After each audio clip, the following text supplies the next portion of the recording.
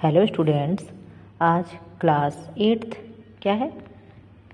Class 8th science chapter 3। Chapter का नाम क्या है? परमाणु की संरचना, स्ट्रक्चर ऑफ मॉलिक्यूल। क्या है? Structure of molecule. हम लोग आज इसके अध्ययन करेंगे। इसमें क्या क्या दिया है, हम लोग किस किस टॉपिक को कवर करेंगे, परमाणु पदार्थ। इस चैप्टर में क्या क्या पढ़ेंगे? परमाणु पदार्थ की मूलभूत इकाई क्या है, डाल्टन का परमाणु सिद्धांत क्या है, परमाणु का संगठन, परमाणु मॉडल, परमाणु संख्या और द्रव्यमान संख्या, समस्थानिक आयनों का बनना, संयोजकता। ये सारे इस चैप्टर में जो इकाई 3 दिया है, इसमें इन्हीं के इर्द गिर्द घूम करके हमें अध्ययन करना है। ठीक, अब यहाँ से हम लोग शुरू करते हैं। अब तक ये क्या था, चैप्टर के बारे में हम लोग जाने कि क्या हमें पढ़ना है।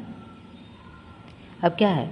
परमाणु पदार्थ की मूलभूत इकाई। ठीक, क्या है? परमाणु पदार्थ की मूलभूत इकाई क्या है? आपने पिछली कक्षाओं में पढ़ा है कि पदार्थ यानी द्रव्य वह वस्तु है जिसमें कुछ आयतन और द्रव्यमान होता है।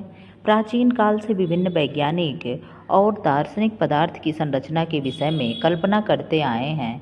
भारतीय दार्शनिक महर्षि कणाद ने बताया कि यदि हम पदार्थ को विभाजित करते जाएं तो हमें छोटे छोटे कण प्राप्त होंगे और एक स्थिति ऐसी आएगी जब इसे और विभाजित कर दिया जाएगा। ठीक, यानी महर्षि कणाद ने क्या कहा कि हम पदार्थ को विभाजित करते जाएं, यानी कोई भी एक छोटा सा इतना बड़ा टुकड़ा लिए और विभाजित मतलब इसको छोटे छोटे टुकड़े में काटते जाएं, बांटते जाएं, तो क्या होगा? हमें छोटे छोटे कण प्राप्त होंगे। जैसे कि हम क्या लें, एक हाथ में इतना बड़ा मिट्टी का वो लें, गेंद टाइप का लें, फिर उसे तोड़ते तोड़ते तोड़ते हम क्या बना देंगे? उसे धूल का कण बना देंगे। तो फिर एक ऐसी स्थिति आएगी जब इसे और विभाजित नहीं किया जा सकेगा। ठीक, एक ऐसा समय आएगा कि उससे छोटा नहीं होगा। ठीक, होता है ना कि इससे छोटा नहीं हो सकता है। ठीक, इस प्रकार उन्होंने सूक्ष्म कणों की अवधारणा दी जिन्हें परमाणु नाम दिया गया। ठीक, क्या दिया गया? परमाणु नाम दिया गया, यानी एटम नाम दिया गया। ठीक, इसी प्रकार दार्शनिक डिमाक्रिट्स और एपिक्यूरस ने भी उनके भी यही विचार थे। उन्होंने पदार्थ के सूक्ष्म अविभाजित कण, अविभाजित मतलब जिसे बांटा ना जा सके। ठीक, अ मतलब नहीं, विभाजित मतलब तोड़ा या बांटा ना जा सके। ठीक, अविभाजित कण को परमाणु यानी एटम नाम दिया। इस प्रकार पदार्थ परमाणुओं से मिलकर बना है। किससे मिलकर बना है? परमाणुओं से मिलकर पदार्थ बना है तथा परमाणु पदार्थ की मूलभूत इकाई है। क्या है? मूलभूत इकाई है। जैसे मूलभूत इकाई होती है ना, मनुष्य की मूलभूत आवश्यकता क्या है? रोटी, वस्त्र और मकान। ये तीनों चीज़ ना रहे तो क्या हम लोग सर्वाइव कर पाएंगे? कभी नहीं कर पाएंगे। तो इसी तरीके से इसका मूलभूत इकाई क्या है? परमाणु पदार्थ की मूलभूत इकाई है। सभी पदार्थों के परमाणु एक समान नहीं होते हैं। अलग अलग पदार्थों में अलग अलग प्रकार के परमाणु होते हैं। दो या दो से अधिक परमाणु आपस में मिलकर अणु यानी मॉलिक्यूल्स बनाते हैं। क्या बनाते हैं? परमाणु आपस में मिलते हैं तो अणु बनाते हैं यानी मॉलिक्यूल्स बनाते हैं। तो सबसे छोटी संरचना क्या हो गई? परमाणु हो गई। परमाणु जब दो आपस में मिलते हैं, जब एक दो या दो से अधिक परमाणु आपस में मिलते हैं तो एक मॉलिक्यूल्स यानी एक अणु बनाते हैं। ठीक, अब क्या है? जब समान प्रकार के कई परमाणु आपस में मिलते हैं तो हम एक तत्व यानी एलिमेंट का एक तत्व का अणु प्राप्त होता है। ठीक, उदाहरण के लिए हाइड्रोजन के दो परमाणु हाइड्रोजन का एक अणु बनाते हैं। ठीक, H2 अगर ये लिखा है तो क्या है? H2 का मतलब हाइड्रोजन हो गया। हाइड्रोजन बनाते हैं H प्लस बराबर H2। ठीक, H प्लस H और H मिला तो क्या हो गया? 2H हो गया। और जब 2H हुआ तो यहाँ H2 लिख दिया गया। ठीक, यानी हाइड्रोजन के दो अणु। अब क्या है? जब असमान प्रकार के परमाणु आपस में मिलते हैं तो हमें एक यौगिक का अणु प्राप्त होता है। उदाहरण के लिए हाइड्रोजन का एक परमाणु यानी H तथा क्लोरीन का एक परमाणु यानी Cl। अब यहाँ से देखिए ये क्या है? ये इसका फार्मूला है यानी सूत्र है। क्या है? क्लोरीन का सूत्र क्या है? Cl है। और H किसका है? हाइड्रोजन का H है। ठीक, अगर H लिखा हो तो आप हाइड्रोजन समझोगे, Cl लिखा हो तो क्लोरीन समझेंगे। मिलकर हाइड्रोजन क्लोराइड का एक अणु बनाता है। हाइड्रोजन क्लोराइड का सूत्र क्या है? HCl। HCl लिखा है तो आप क्या समझोगे? हाइड्रोजन क्लोराइड है। अब क्या है? हाइड्रोजन का एक परमाणु, क्लोरीन का एक परमाणु हाइड्रोजन क्लोराइड का एक अणु बना रहे हैं, ठीक। H+Cl तो क्या होगा, H से हाइड्रोजन, Cl से क्लोरीन, और H+Cl मिलेगा तो क्या बनेगा, HCl, और HCl क्या है, हाइड्रोजन क्लोराइड है, ठीक। अब क्या है, डाल्टन का परमाणु सिद्धांत। ऐसा तो नहीं कि चैप्टर छूट गया हो, है, देखें लग तो रहा है क्या, 21 तो यहाँ 22 होना चाहिए, 3.2, हाँ 3.2 है, ठीक, सही है। अब क्या है, महर्षि कणाद यूनानी दार्शनिकों और अन्य लोगों द्वारा प्रस्तावित प्राचीन सिद्धांत केवल विचारों पर आधारित थे, न कि प्रयोगों पर। कई वर्षों तक परमाणु सिद्धांत केवल कल्पना तक ही सीमित रहा। द्रव्य की संरचना का विधिवत अध्ययन करने के पश्चात अंग्रेज वैज्ञानिक कौन थे, जॉन डाल्टन ने 1808 में द्रव्य की संरचना तथा परमाणु संबंधी एक सुव्यवस्थित विचार अपनी परिकल्पनाओं में प्रस्तुत किया, जिसे डाल्टन का परमाणुवाद यानी क्या है, डाल्टन्स एटॉमिक थ्योरी कहा जाता है। डाल्टन के परमाणु सिद्धांत की मुख्य बातें इस प्रकार हैं। नंबर 1, पदार्थ या तत्व अनेक सूक्ष्म कणों से बना है, जिन्हें हम परमाणु कहते हैं, जिन्हें हम एटम कहते हैं।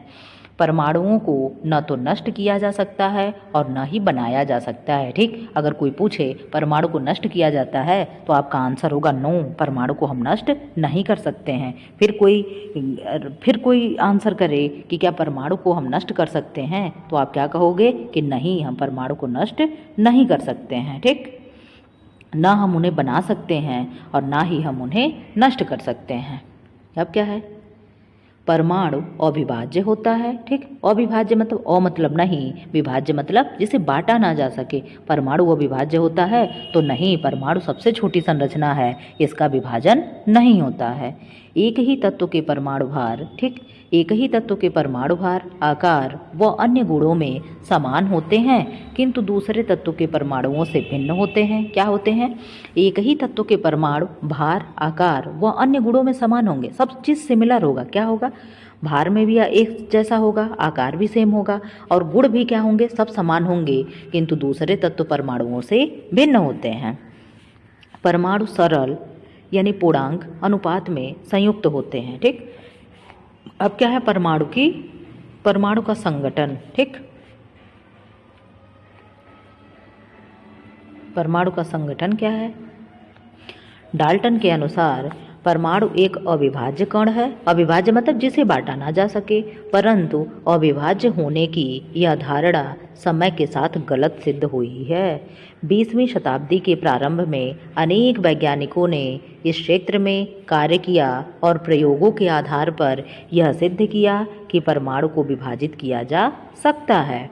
उसकी एक निश्चित संरचना होती है तथा उसमें कई प्रकार के अवयवी कण अथवा मूल कण यानी फंडामेंटल पार्टिशियल विद्यमान रहते हैं, ठीक। पार्टिकल, क्या, फंडामेंटल पार्टिकल विद्यमान रहते हैं। मुख्य रूप से ये 3 मूल कण हैं, इलेक्ट्रॉन, प्रोटॉन और न्यूट्रॉन, ठीक। क्या क्या है, इलेक्ट्रॉन, प्रोटॉन और न्यूट्रॉन।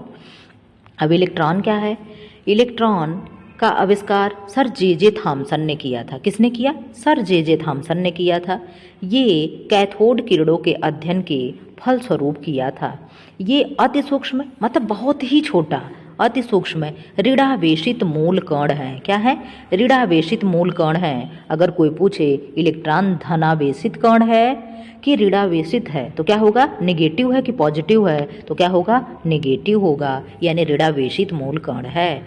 एक इलेक्ट्रॉन पर कई ऋणावेश होता है। इलेक्ट्रॉन का द्रव्यमान हाइड्रोजन परमाणु H के द्रव्यमान का लगभग 1/1837 भाग होता है, ठीक। कितना, 1/1837वां भाग होता है। तो पर इलेक्ट्रॉन की खोज किसने किया, जे थॉमसन ने। किसने किया, जे थॉमसन ने, ठीक। अब क्या है, प्रोटॉन, क्या है, प्रोटॉन की खोज गोल्डस्टीन ने किया। कब किया? 1886 में। कब किया? 1886 में। तथा बाद में रदरफोर्ड ने इसे प्रोटॉन का नाम दिया। ठीक, इन्होंने खोज तो किया, 1886 में खोज कर लिया था, लेकिन नाम इन्होंने नहीं दिया। नाम किसने दिया? रदरफोर्ड ने। इसे प्रोटॉन का नाम दिया। ये अति सूक्ष्म धनावेशित मूल कण है। ये क्या है? ये पॉजिटिव मूल कण है, यानी धनावेशित मूल कण है। और इलेक्ट्रॉन क्या है? नेगेटिव मूल कण है। ठीक, ये प्रोटॉन पर इकाई धन आवेश होता है। प्रोटॉन का द्रव्यमान हाइड्रोजन परमाणु के द्रव्यमान के लगभग बराबर होता है। अब क्या है? न्यूट्रॉन। न्यूट्रॉन की खोज जेम्स चैडविक ने की थी। किसने की थी? जेम्स चैडविक ने। इलेक्ट्रॉन की खोज जे थॉमसन ने। प्रोटॉन की खोज तो गोल्डस्टीन ने किया था, लेकिन नाम किसने दिया? रदरफोर्ड ने दिया। और न्यूट्रॉन की खोज चैडविक ने की थी। ठीक, न्यूट्रॉन विद्युत उदासीन मूल कण है। क्या है? ये उदासीन मूल कण है, न धनावेशित है न ऋणावेशित है। ऋणावेशित कौन है? इलेक्ट्रॉन है। और पॉजिटिव यानी धनात्मक कौन है? प्रोटॉन है। ठीक, इलेक्ट्रॉन है, इसको क्या है? इलेक्ट्रॉन, न्यूट्रॉन बोल दिया। क्या है? इलेक्ट्रॉन है। इलेक्ट्रॉन नेगेटिव है, प्रोटॉन पॉजिटिव है, और न्यूट्रॉन क्या है? उदासीन है, यानी न्यूट्रल है। इसका द्रव्यमान हाइड्रोजन परमाणु के द्रव्यमान के लगभग बराबर होता है। ठीक, 20 मिनट का केवल वीडियो बनाएंगे, क्योंकि साइंस है, टफ होगा, सिर से निकल जाएगा। ठीक, अब क्या है? जे थॉमसन का परमाणु मॉडल। ठीक, रदरफोर्ड का नाभिकीय मॉडल और नील्स बोर का मॉडल। ठीक, हम लोग इसको अब पढ़ेंगे। ठीक, अब हम लोग पढ़ रहे हैं क्या? जे थॉमसन का परमाणु मॉडल क्या है, क्या कहता है? जे थॉमसन ने परमाणु संरचना संबंधी अपना विचार प्रस्तुत किया। उनके अनुसार परमाणु को 10-10 मीटर व्यास का ठोस गोला माना जा सकता है, जो प्रोटॉनों के कारण धनावेशित होता है तथा जिसमें ऋणावेशित इलेक्ट्रॉन धंसे हुए रहते हैं। ये इलेक्ट्रॉन परमाणु के धनावेश को संतुलित कर देते हैं। क्या करते हैं? संतुलित कर देते हैं, यानी बैलेंस बना देता है। ठीक, थॉमसन के परमाणु मॉडल की पुष्टि किसी प्रयोग से न होने के कारण इसे समर्थन प्राप्त नहीं हो सका। ठीक, क्या नहीं हो सका? इनके परमाणु मॉडल जो इन्होंने दिया था, इसका क्या है? कहीं भी प्रयोग न होने के कारण इसे समर्थन नहीं प्राप्त हुआ। ठीक, रदरफोर्ड का नाभिकीय मॉडल। ब्रिटेन के भौतिक वैज्ञानिक रदरफोर्ड ने A- प्रकीर्णन प्रयोग कर अपना नाभिकीय मॉडल प्रस्तुत किया। रदरफोर्ड ने इस प्रयोग में सोने की पतली पन्नी यानी 0.0004 सेंटीमीटर मोटी एक अल्फा किरणों यानी अल्फा कण। ठीक, ये क्या है? अल्फा कण है। ठीक, अल्फा किरण है, अल्फा बीटा गामा है ना, ये क्या है? अल्फा बीटा और ये गामा होता है। ठीक, अल्फा बीटा गामा। ठीक, तो अल्फा कण से बमबारी की। ठीक, क्या की? अल्फा कण से बमबारी किया। जब अल्फा कण सोने की पतली पन्नी से टकराते हैं तो उन्होंने देखा, क्या देखा? उन्होंने देखा नंबर 1, क्या देखा? अधिकांश अल्फा कण पन्नी के आर पार सीधे चले गए, अर्थात अप्रभावित रहे। ठीक, अप्रभावित रहे, उन पे कोई प्रभाव नहीं पड़ा, वो सीधे उसे पार कर गए। कुछ कण अपने पथ से विचलित हो गए। ठीक, हमें जाना इधर है और हम इधर चले गए। ठीक, तो कुछ कण क्या है? अपने पथ से विचलित हो गए, जैसे ये है। ठीक, इधर दिखाया गया। ठीक, जा इधर रहा था, चला इधर गया। और कुछ कण क्या हुए? आर पार हो गए। ठीक है, तो कुछ विचलित हो गए, कुछ आर पार हो गए। बहुत थोड़े से कण ऐसे भी थे जो पन्नी से टकराकर उसी मार्ग पर वापस आ गए। ठीक, जिसमें से क्या है? ये दिखाया गया। ठीक, ये कण क्या है? वापस आ गया उसी मार्ग से। ये सोने की पन्नी है, ये क्या है? अपना कोण विचलित कर दिया, अपना दिशा विचलित कर दिया, ये सीधे आर पार हो गया। और कुछ ऐसे थे जो उससे टकरा करके वापस उसी मार्ग पे यू टर्न ले लिए। ठीक, अब क्या है? रदरफोर्ड का अल्फा प्रकीर्णन प्रयोग चित्र 3.4 था। ठीक, जिसके माध्यम से समझाया गया है। रदरफोर्ड ने प्रयोग से प्राप्त प्रक्षेपणों के आधार पर निम्नलिखित निष्कर्ष प्रस्तुत किया। क्या क्या निष्कर्ष निकाला इन्होंने? जब इन्होंने ये रिसर्च किया तो उसके बाद क्या निष्कर्ष निकाला? निष्कर्ष ये कि परमाणु का संपूर्ण धन आवेश प्रोटॉन केंद्र में उपस्थित होता है, जिसे नाभिक यानी न्यूक्लियस कहते हैं। इस नाभिक का आयतन परमाणु की तुलना में बहुत कम होता है। नंबर 2 क्या निकाला इन्होंने निष्कर्ष? परमाणु का नाभिक ऋणावेशित इलेक्ट्रॉनों से घिरा हुआ है। क्या है? उसका नाभिक जो है वो ऋणावेशित इलेक्ट्रॉनों से घिरा हुआ है। प्रयोग में अधिकांश अल्फा कण पन्नी के आर पार सीधे चले गए क्योंकि परमाणु का अधिकांश भाग खोखला था। ठीक, इधर से जब पार कर गए तो उसमें क्या निकला कि परमाणु के अधिकांश भाग खोखले थे। नंबर 4, कुछ अल्फा कण जो नाभिक के पास से गुजरे वे अपने पथ से विचलित हो गए क्योंकि नाभिक और अल्फा कण दोनों पर समान आवेश था। ठीक, कुछ ऐसे थे इधर जाना था लेकिन इधर चले गए, तो ये क्यों गए? क्योंकि इन्होंने क्या खोज निकाला कि नाभिक और अल्फा कण दोनों पर समान आवेश था। ठीक, तो जब समान था आवेश इसलिए वो क्या हुआ, उसका पथ विचलित हो गया।